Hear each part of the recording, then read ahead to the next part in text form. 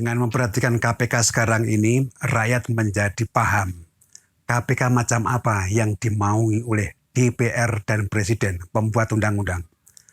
Mereka mengendaki KPK yang tidak bisa menggigit. Lihat misalnya, apa yang KPK lakukan dengan kasus Harun Masiku. Mana hasilnya?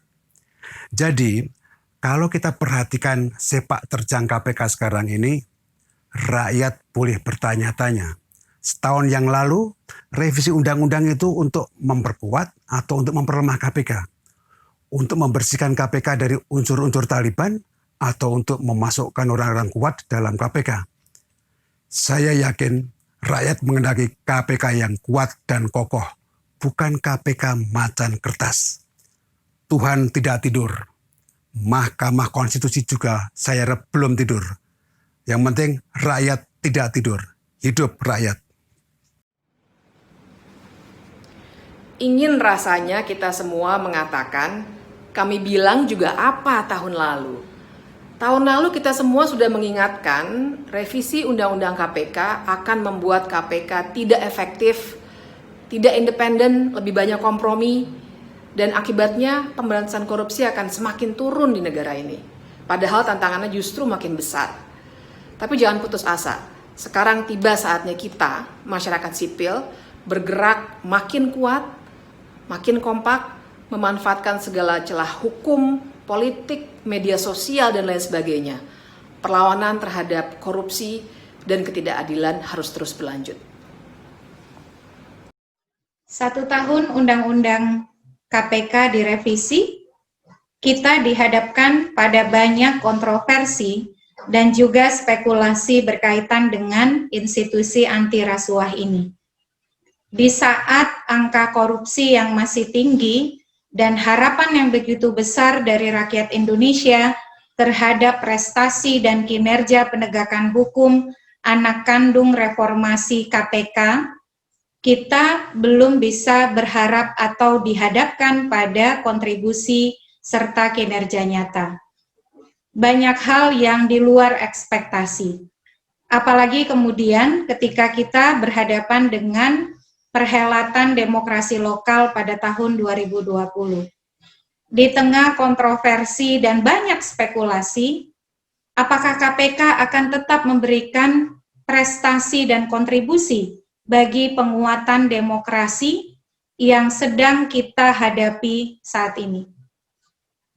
Sebuah kegamangan yang bagi saya sendiri sangat sulit untuk dijawab dengan sebuah kepastian.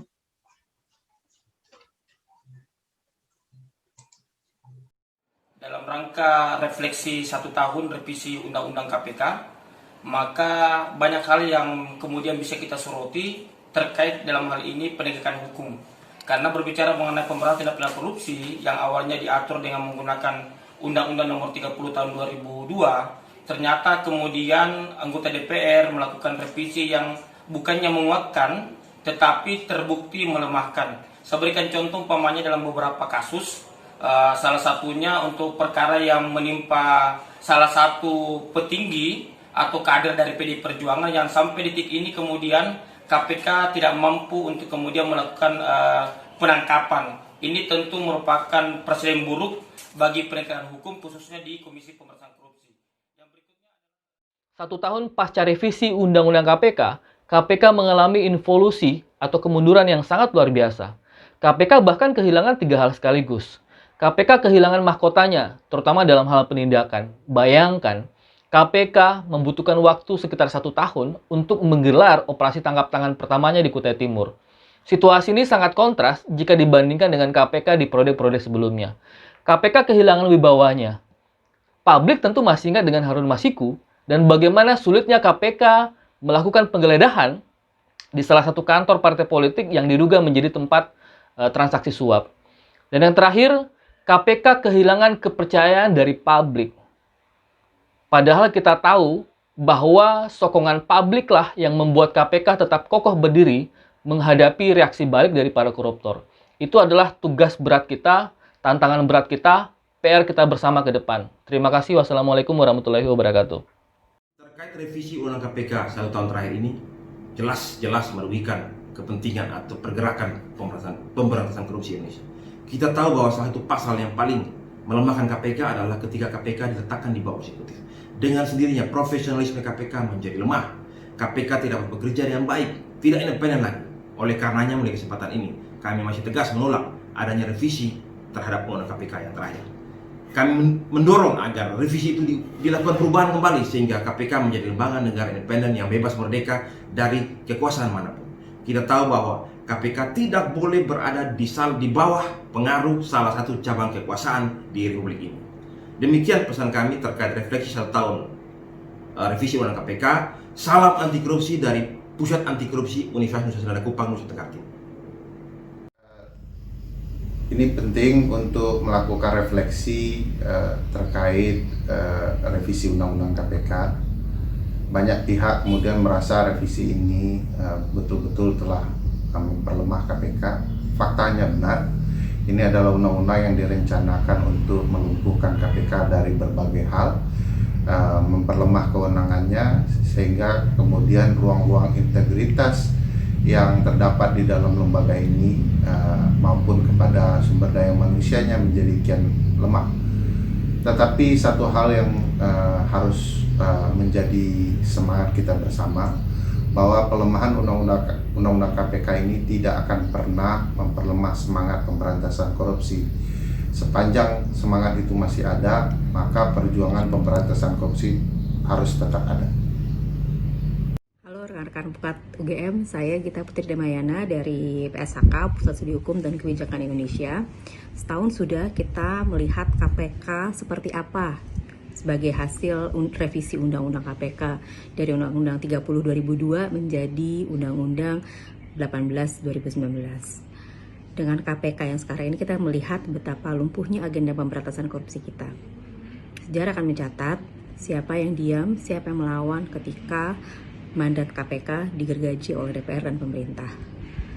Yang patah tumbuh, yang hilang berganti, saatnya kita semua sekarang yang punya komitmen terhadap agenda pemberantasan korupsi untuk merapatkan barisan dan menambah teman untuk tetap menjaga marwah semangat anti korupsi. Salam anti korupsi.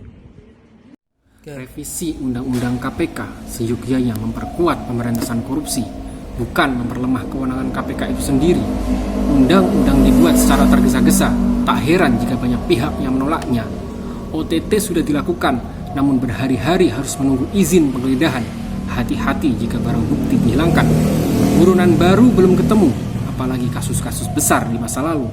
Bagaimana mau memberantas delik kalau diri sendiri sibuk dengan sidang kode etik? Indonesiaku, apakah kau tega lembaga anti korupsimu ditumpangi kepentingan segelintir orang yang tidak tahu malu? Apa masih kuat memberantas korupsi jika pimpinan KPK hanya sebagai pemimpin administrasi? Bagaimana pegawai KPK mau bertaji kalau statusnya dijadikan teman sendiri? Jangan kita tambah siksa Ibu Pertiwi di masa pandemi dengan mengiyakan penguatan palsu terhadap pemberantasan korupsi. Mari bangkit demi Ibu Pertiwi. Tahun lalu, Dewan Perwakilan Rakyat dan pemerintah menipu kita semua ketika mengatakan bahwa revisi Undang-Undang KPK dilakukan untuk memperkuat lembaga itu. Kenyataannya, dalam setahun terakhir kita bisa menyaksikan bahwa kekuatan utama KPK sudah menghilang, sudah dilumpuhkan. Kita bisa menyaksikan satu contoh pada skandal Joko Chandra ketika dua lembaga penegak hukum kita terpapar oleh suap penyuap. Dan tidak ada lembaga lain yang kemudian bisa mengambil alihnya sebagai lembaga yang independen. KPK adalah produk terbaik reformasi. Meskipun belum sempurna, lembaga ini memberikan harapan bahwa korupsi yang sudah mengakar sekian lama di Indonesia bisa perlahan-lahan dikurangi. Dalam setahun terakhir, setelah revisi Undang-Undang KPK, kita bisa menyaksikan bahwa harapan itu sudah menghilang. Ironis, karena pembunuhan KPK justru dilakukan oleh pemimpin yang didukung oleh kelompok masyarakat sipil. Pemakaman KPK pada September 2019 lebih sebagai tanda, tapi sekarang menjadi kenyataan. Kasus tidak selesai, tersangka kabur, laporan masyarakat tidak ditindaklanjuti apalagi selesai, dan agenda penguasaan Indonesia oleh oligarki hampir tuntas. Hanya gerakan rakyat harapan Indonesia.